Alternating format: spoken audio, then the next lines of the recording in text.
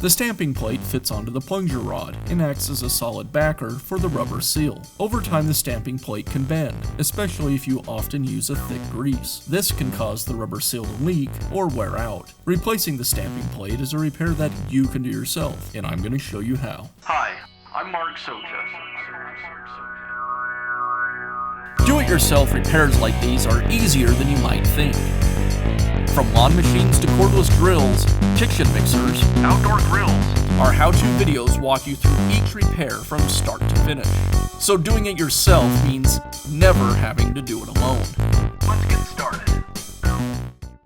I'll begin by removing the barrel assembly.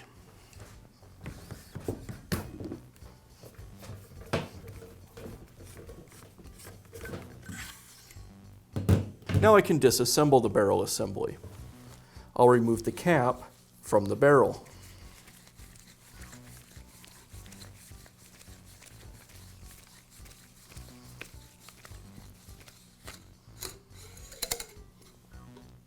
Now I can remove the self-locking retaining ring.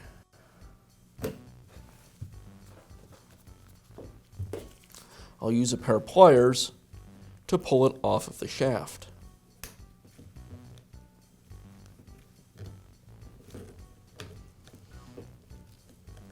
This retaining ring will need to be replaced each time you remove it. Now I can remove the split retaining ring.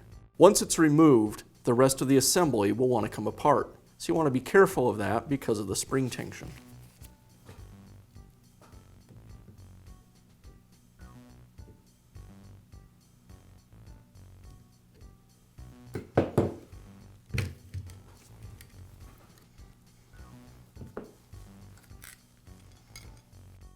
And now I can replace the stamping plate.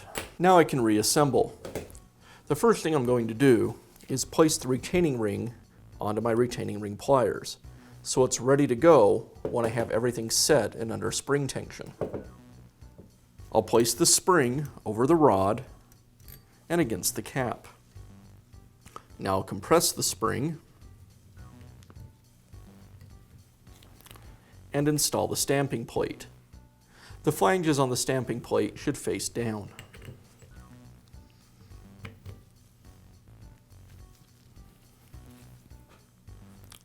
Now I'll place the rubber seal onto the shaft and the flat washer. And I'll resecure everything with the split retaining ring.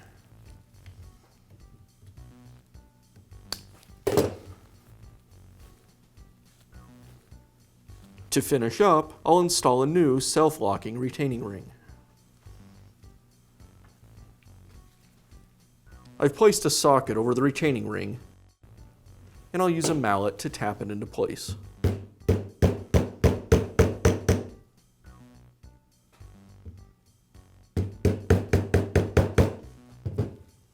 And I'll finish up by reinstalling the barrel.